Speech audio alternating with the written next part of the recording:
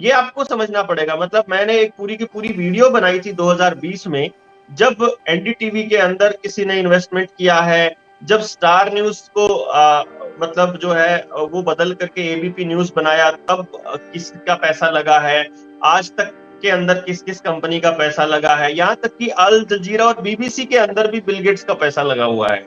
अब ये समझना पड़ेगा हम लोगों को कि अगर वाशिंगटन पोस्ट कुछ लिख रहा है तो ये वही लिखेगा जो ऊपर वाला इंटरनेशनल माफिया लिखेगा। आज वाशिंगटन पोस्ट ने कुछ लिखा है जो इस पूरे षड्यंत्र के खिलाफ, तो हमें ये मालूम पड़ने लगा, इसका मतलब ये हुआ कि अब ये इन लोगों को पता लगा कि अब हमें इस सिस्टम को ध्वस्त करना है। यानी आप इसको समझिएगा, जिस टाइम नरेंद्र मोदी को बनाना है तब तक सारा मीडिया मोदी के फेवर में बोलेगा और उसके अगेंस्ट में बोलेगा जो भी व्यक्ति इसका विरोध कर रहा है। जिस वक्त उस इंटरनेशनल माफिया को इनको हटाना होगा, इस मीडिया को सिर्फ इतना ही कहना है कि अब सच्चाई दिखाना स्टार्ट कर दो। अब सच्चाई दिखाना स्टार्ट करने के बाद जिसको ज्यादा घंटे मिलने शुरू हो जाए अपोजिशन लोगों को, समझ लीजिए अब उसके लिए पूरी बैटिंग चल रही है और अब उसके लिए पूरा खेल चालू होगा। तो मीडिया हाउसेस के जो मालिक हैं वो आपको वही लोग मिलेंगे जिनके सेंसेक्स के अंदर और शेयर मार्केट के अंदर टॉप पे शेयर चल रहे हैं। ये बात आम इंसान को समझनी पड़ेगी, आम लोगों को इस बात को समझना पड़ेगा कि मीडिया का मतलब है मीडिया, हिब्रू में जो मीडिया है, मीडिया की जो स्पेलिंग है MIDIA, वो मीडिया का मतलब है गॉडेस ऑफ इल्यूजन, भ्रम की देवी। यानी इसका काम ही केवल ये है। आप मेरे पास आवाज नहीं आई, मुझे पता नहीं क्या प्रॉब्लम हो रही है। दर्शक कह रहे हैं कि आवाज ठीक आ रही है लेकिन मेरे पास नहीं आ रही है आपकी आवाज। फिर से बोलिए, मीडिया का क्या मतलब है हिब्रू में, बताइए। मीडिया का मतलब है गॉडेस ऑफ इल्यूजन, भ्रम की देवी। यानी केवल भ्रम पैदा करने के लिए ही मीडिया को लाया गया था, इसका पर्पस ही केवल ये था।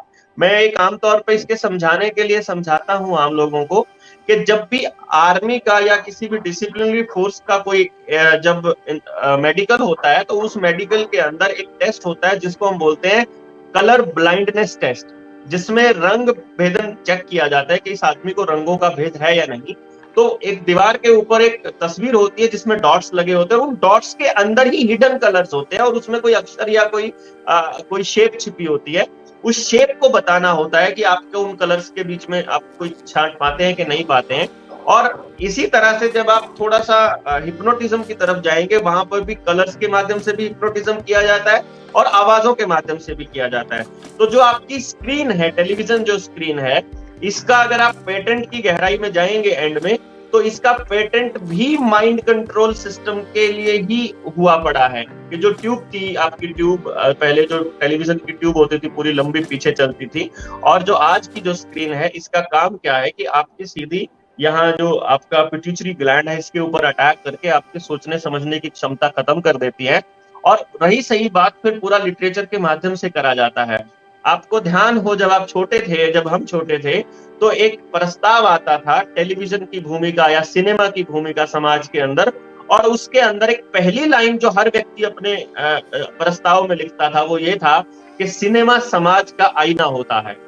दरअसल ये भ्रम फैला दिया कि सिनेमा समाज का आईना होता है, असल में होता इसका उल्टा है, समाज सिनेमा का आईना होता है। यानी ये इंटरनेशनल जो लोग, जो इंटरनेशनल कबाल है, जो ये षड्यंत्रकारी लोग हैं, ये जैसा समाज बनाना चाहते हैं वैसी चीजें टेलीविजन के ऊपर दिखाना शुरू करते हैं। जैसे अभी ट्रांसजेंडर इनको प्रमोट करना है, जैसे इनको मोनोसेक्सुअलिटी, होमोसेक्सुअलिटी को प्रमोट करना है, तो उसके लिए अब आपको एक भी सीरियल, एक भी फिल्म ऐसी नहीं मिलेगी जिसके अंदर गे लव या फिर लेस्बियंस को प्रमोट ना किया गया हो या उनको ना दिखाया गया हो। मतलब समाज के छोटे से छोटे और बड़े से बड़े बच्चे को ये सिखाया जाता है।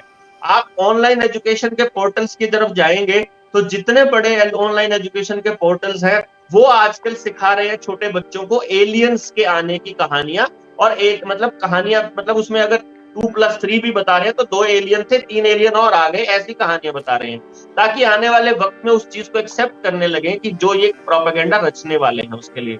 क्लाइमेट लॉकडाउन के नाम, जो क्लाइमेट चेंज के नाम पर जितना षड्यंत्र चल रहा है ये भी मीडिया के नाम पर ही चल रहा है।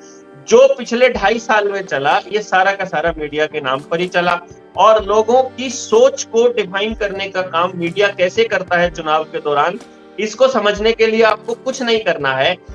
जिस दिन भी किसी भी इलाके के अंदर चुनाव अनाउंस होता है और चुनाव आयोग डेट निर्धारित करता है, उसके बाद के एक हफ्ते के सारे इंग्लिश और हिंदी के न्यूज़पेपर्स के ऊपर नजर दौड़ाएंगे तो उनकी हेडिंग्स आपको ये बताती मिलेगी कि इस हलके में इस जाति के इतने वोटर हैं, इस धर्म के इतने वोटर हैं, इस पार्टी के इतने वोटर हैं। ये नहीं बताएंगे कि इस कॉन्स्टिट्यूएंसी या इस पार्लियामेंट के क्या क्या मुद्दे हैं, और लोगों को मुद्दों पर बोलना नहीं बताएंगे। ये बताएंगे कि वोटिंग जो है वो किस बेसिस पर होनी है, और लोग उसी के हिसाब से इंक्लाइन होना शुरू हो जाते हैं। तो आपको बोलना है कि नहीं बोलना है, किसके खिलाफ क्या बोलना है, अपना मत किसको देना है, कहां आप अपने वोट को ये मानते हैं कि ये विजयी तरफ जा रहा है या फिर पराजय की तरफ जा रहा है, ये सारा काम मीडिया का ही है। मीडिया इसके अंदर एक बहुत बड़ा रोल अदा करता है, और मेरा आपका बात को मैं 100% समर्थन देता हूं कि जो भी मतलब मीडिया करता है ये वही कर रहा है जो भी ये इंटरनेशनल माफिया और जो बड़े बड़े उद्योगपति करते हैं, जो पूंजीपति लोग करते हैं, और सरकारों का एक मुखपत्र बनकर रह गए हैं आज के टाइम के सारे न्यूज चैनल्स और अखबार।